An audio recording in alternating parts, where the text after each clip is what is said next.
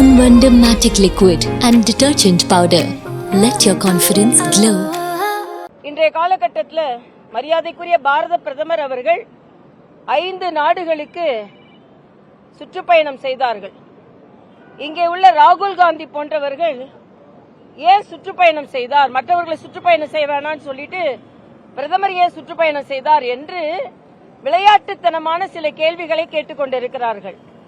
ஒவ்வொரு நாட்டிற்கும் சென்ற பொழுது 25 ஆண்டுகளுக்கு நமது நாட்டில் உள்ள பொறியியல் வல்லுநர்கள், ஏஐ வல்லுநர்கள், இவர்களுக்கெல்லாம் 25 ஆண்டு கால ஒரு வாழ்க்கையை முன்னேற்றத்தை ஏற்படுத்துவதற்காக அவர் மிக பிரம்மாண்டமான ஒரு ஏற்பாடை இந்த 5 நாடுகளை பார்த்து செய்து வந்திருக்கிறார்.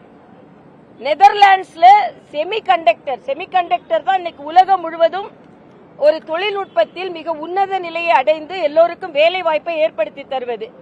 நெதர்லாண்ட்ஸ்ல செமிகண்டக்டர்கள், ஸ்வீடனுக்கு போகும்போது அங்க ஏஐ தொழில்நுட்பம், ஐக்கிய அரபு நாடுகள்ல போகும்போது எரிசக்தி, இத்தாலியில பாதுகாப்பு, இதே போல எல்லா விதங்களிலும் நார்வேல கடல்சார் தொழில்நுட்பம், நெதர்லாண்ட்ஸ்க்கு போகும்பொழுது நமது செப்பு தகடுகளை மீட்டெடுத்திருக்கிறார். எவ்வளவு புரட்சி செஞ்சாலும் ஒரு சாக்லேட்டை வச்சு உலகத்துல புரட்சி செய்ய முடியும் என்றால் அது மரியாதைக்குரிய பாரத பிரதமரால தான். அதனால அவரை கேலியும் கிண்டலும் செய்வதற்கு யாருக்கும் உரிமை இல்லை. அவர் இந்திய திருநாட்டிற்காகவே வாழ்ந்து கொண்டிருக்கிறார். நேற்றைய தினம் நீங்க வேலை வாய்ப்பு முகாம்ல 51,000 இளைஞர்களுக்கு வேலை வாய்ப்பு கொடுக்கப்பட்டிருக்கிறது. இதுவரைக்கும் 18 வேலை வாய்ப்பு முகாம்கள் நடத்தி 12 லட்சம் இளைஞர்களுக்கு வேலை வாய்ப்பு கொடுக்கப்பட்டிருக்கிறது. தமிழகத்தை பொறுத்தமட்டில் முதலமைச்சர் அவர்கள் பிரதமர் அவர்களை பார்த்து பிரதமர் எந்த அளவிற்கு இந்த நாட்டிற்கு சேவை செய்கிறார் என்பதை, அவர் தமிழகத்திற்கு என்னென்ன உதவிகள் வேண்டும் என்பதை முதலமைச்சர் அவர்கள் பிரதமரை பார்த்து சந்தித்து அதற்கான ஒரு நல்ல சந்திப்பை உருவாக்க வேண்டும் என்பது எனது கருத்து.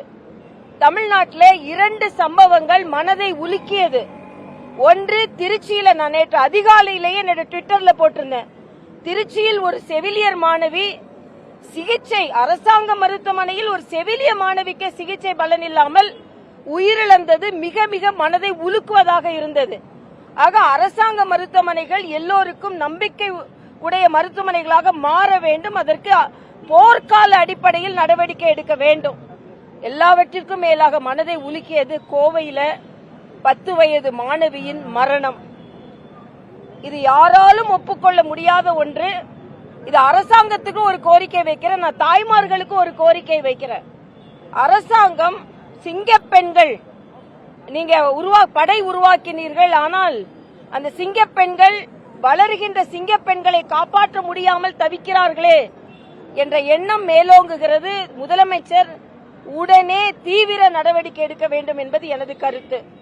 தாய்மார்கள், அடிக்கடி நான் சொல்வேன், பெண் குழந்தைகளை கண்டித்து வளர்ப்பதை விட கண்காணித்து வளருங்க. பெண் குழந்தைகள் மிருகங்கள் நாட்டில் உலா வருகின்றன. அதனால பெண் குழந்தைகளை நீங்கள் கடைக்கு அனுப்பும் போதும் சரி, வெளியே அனுப்பும் போதும் சரி, சற்று பாதுகாப்பான சூழ்நிலையை உறுதி செய்யுங்கள் என்று நான் தாழ்மையோடு கேட்டுக்கொள்கிறேன். இன்று மின்வெட்டு மிகப்பெரிய பிரச்சனையா இருக்குது.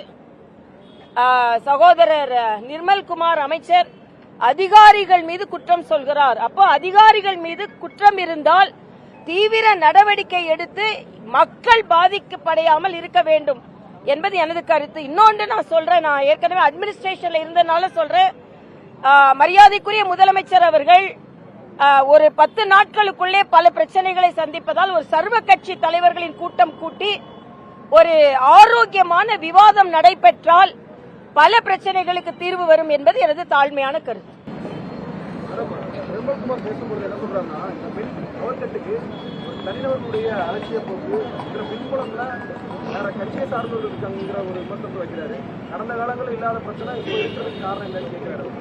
இல்ல, இதுல வந்து முற்றிலுமாக அவர்கள் மீது பழி சொல்லிவிட முடியாது என்றாலும் ஏற்கனவே இருக்கின்ற அதிகாரிகள் ஏறக்குறைய 2000 கோடி டெண்டரை அவங்க நிறுத்தியிருக்காங்க. இதுல பல அதிகாரிகளுக்கு பங்கு இருக்கலாம். ஆக அதிகாரிகள் இந்த மின்தடை ஏற்படுவதற்கும் இதற்கு முந்தைய அமைச்சர்கள் மீது கூட அவர்கள் மிக இணக்கமாக பழகியதற்கும் காரணங்கள் இருக்கலாம். ஆனா அதை மட்டுமே நம்ம காரணமாக சொல்லிவிட முடியாது. அதற்கான தீவிர நடவடிக்கை எடுக்கணும். ஏன்னா இன்னைக்கு பாத்தீங்கன்னா எல்லாரும் ஒருத்தர் குறை சொல்வது அதிகமாயிருக்கு. இன்னைக்கு காங்கிரஸ் என்ன சொல்றாங்கன்னா, எங்களோட வெற்றியில திமுக பங்கு இல்ல, திமுக செஞ்ச குற்றத்திற்கும் எங்களுக்கு பங்கு இல்ல அப்படின்னு சொல்றாங்க. ஆக இவங்க எம்எல்ஏ எடுத்துக்கிட்டாங்க, எம்பி வெற்றி பெற்றுட்டாங்க, அப்புறம் திமுக செய்த குற்றங்களில் எங்களுக்கு பங்கு இல்லைன்னு எப்படி சொல்ல முடியும்? அதே இது காங்கிரஸ் முதுகில் குத்தி விட்டது என்று திமுக சொல்கிறது. காங்கிரஸ் முதுகில குத்துற பழக்கம் காங்கிரஸ் இருக்கு. அதனால முதலமைச்சர் விஜய் அவர்களும் எச்சரிக்கையாக இருக்க வேண்டும். திமுக முதுகில குத்துன காங்கிரஸ் முதலமைச்சர் விஜய் முதுகலையும் குத்துவதற்கு எந்த விதத்திலும் தயக்கம் காண்பிக்க மாட்டார்கள். ஏனென்றால் காங்கிரசின் சரித்திரம் அப்படி. இன்னைக்கு ஏதோ 60 ஆண்டுகளுக்கு அப்புறம் தான் சுயமுயற்சியில அவங்க அமைச்சரவையில் சேர்ந்துட்ட மாதிரி கொண்டாடி கொண்டிருக்கிறார்கள். புறவாசல் வழியாக மற்றவர்களின் உழைப்பின் மேறி ஏறி நின்று கொண்டு ஏற்கனவே திமுக நேற்று சொல்லியிருக்காங்க, அவங்களுக்கு எந்த அமைப்பும் இல்லை, எங்களால் தான் வெற்றி பெற்றார்கள் என்று. அதனால காங்கிரசிடம் இந்த ஆட்சி, அதே மாதிரி கம்யூனிஸ்டுகளிடம், இன்னொன்னு விடுதலை சிறுத்தைகள் அண்ணன் திருமாவளவன் என்ன சொல்றாரு, நாங்க இன்னும் அந்த கூட்டணியில தான் இருக்கோம், ஆனா இந்த அமைச்சரவையில இருக்கோம். அப்பனா அமைச்சரவையில சேர்ந்திருக்க கூடாது.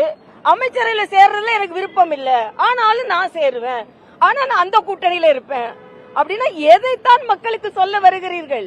ஒரு நிச்சயமற்ற தன்மை.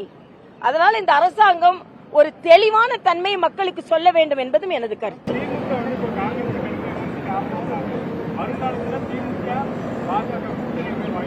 இல்ல, அது மாதிரி நான் உடனே யூகங்களுக்கு எல்லாம் நான் பதில் சொல்ல விரும்பல. ஆனா ஒன்றை சொல்கிறேன், தம்பி உதயநிதி என்ன சொல்றாரு, காங்கிரஸ்னாலதான் மரியாதைக்குரிய அமித்ஷா அவர்களும் மோடி அவர்களும் வெற்றி பெற்றுக் கொண்டிருக்கிறாங்க. காங்கிரஸ் முதுகில் குத்தும், அதுல எந்த இதுவும் இல்ல. ஆனா காங்கிரசின் தோல்விதான். வெற்றி பெறுவது மரியாதைக்குரிய பாரத பிரதமர், மரியாதைக்குரிய உள்துறை அமைச்சரின் கடுமையான உழைப்பினால்தான். அதனால இன்று திமுக ஒன்றை புரிந்து கொள்ள வேண்டும். நீங்க 20 வருடமா தோளில் தூக்கி சுமந்த காங்கிரஸ், இன்னும் சொல்ல போனா பார்லிமெண்ட்ல காங்கிரசிற்காகவே பாஜகவை கடுமையாக எதிர்த்தார்கள், கண்மூடித்தனமாக எதிர்த்தார்கள். அது இப்ப தவறு என்பதை திமுக உணர்ந்திருக்கும். அதனாலதான் தனியா சீட்டு கேட்கிறாங்க. கூட சீட்டு உட்கார்ந்து இருந்தா அவங்களோட இயலாமை ஒத்திக்கொள்ளும் என்பதற்காக. அதனால முதலில் திமுக தனது தவறை உணர வேண்டும். காங்கிரஸ் தவறை திருத்திக் கொள்ளாது. அதனால் காங்கிரசிடம் இந்த ஆட்சி எச்சரிக்கையாக இருக்க வேண்டும். அதே நேரம்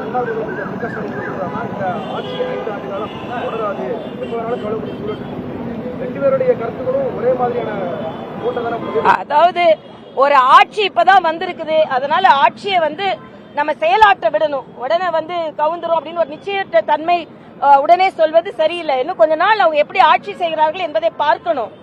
ஆனா மக்கள் இந்த ஆட்சியாளர்கள் எச்சரிக்கையாக இருக்க வேணும். 108 இடங்கள் கொடுத்திருக்கிறார்கள், அறுதி பெரும்பான்மை கொடுத்திருக்கிறார்கள். மக்களை நாம் மதிக்க வேண்டும். அதனால ஒத்தாம் பொதுவா மக்களோட ஆதரவு இல்லைன்னு சொல்ல முடியாது. ஆனா மக்களின் முழு ஆதரவு இல்லை அப்படின்னா 150, 160 தாண்டி இருக்க வேண்டும். அதனால மிக எச்சரிக்கையாக உணர வேண்டிய காலம் இது என்பதை நான் தெரிவித்துக் கொள்கிறேன். Ponvandam Matic Liquid and Detergent Powder. Let your confidence glow.